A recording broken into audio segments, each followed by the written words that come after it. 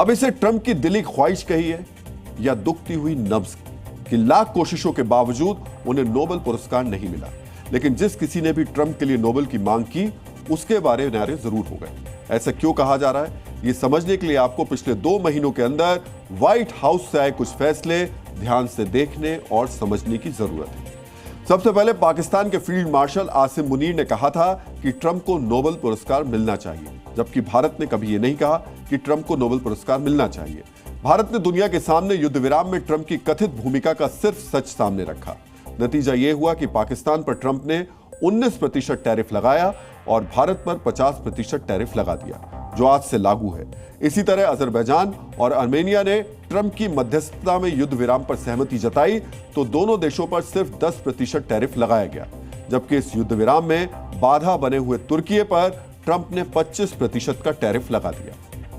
मतलब साफ है, नोबेल पुरस्कार मिले ना मिले, लेकिन जो भी दरबार में आकर ट्रंप के लिए नोबेल पुरस्कार की हिमायत करेगा उसे ट्रंप के दरबार में कम टैरिफ का तोहफा जरूर मिलेगा, और जो ट्रंप के कथित दावों पर सवाल उठाएगा उस पर ट्रंप के जुबानी प्रहार होते रहेंगे। जैसे कि भारत ने ऑपरेशन सिंदूर के दौरान ट्रंप के कथित सीजफायर को नकारा, उसकी खींच आज तक ट्रंप की जुबान से निकल रही है, जिसका हालिया सबूत है भारत को लेकर ट्रंप का नया बयान।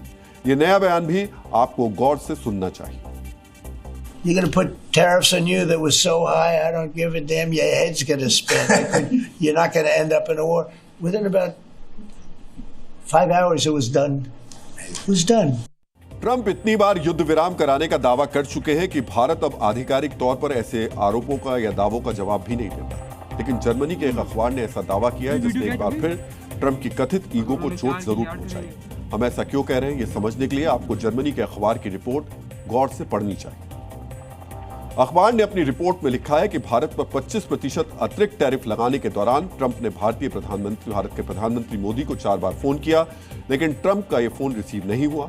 अखबार ने इस जानकारी का आधार वॉशिंगटन में अपने सूत्रों को बताया। कुछ ऐसा ही दावा जापान की एक मैगजीन ने भी किया। इस मैगजीन के 24 अगस्त के एडिशन में लिखा गया, टैरिफ पर समझौता करने के लिए ट्रंप पर बार बार भारत सरकार से संपर्क साधने की कोशिश कर रहे थे, लेकिन ट्रंप को भारत से उनके मन मुताबिक प्रतिक्रिया नहीं मिली।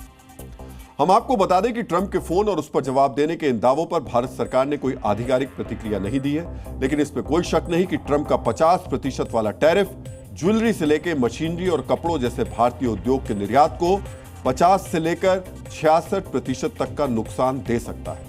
अब हम आपको आसान भाषा में इस नुकसान का दायरा समझाने जा रहे हैं। आप चाहें तो इस जानकारी को नोट भी कर सकते हैं।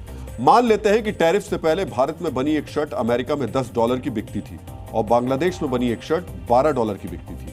भारत पर 50% का टैरिफ है, यानी भारत से निर्यात की गई शर्ट की कीमत 50% बढ़कर $15 हो जाएगी, जबकि बांग्लादेश पर 20% का टैरिफ है तो बांग्लादेश से निर्यात की गई एक शर्ट की कीमत तकरीबन $14 हो जाएगी, जिसका सीधा मतलब है कि पहले से महंगी शर्ट बेचने वाले बांग्लादेश को ट्रंप के टैरिफ की वजह से भारतीय उत्पादों पर बढ़त हासिल हो जाएगी। इसी भेदभाव से भरी टैरिफ नीति की वजह से भारत ने इस टैरिफ का तोड़ ढूंढने की तरफ कदम बढ़ाने भी शुरू किए हैं। किस तरह भारत टैरिफ के इस विघ्न से निपटने की तैयारी कर रहा है, यह भी आपको गौर से देखना और समझना चाहिए। Zee News.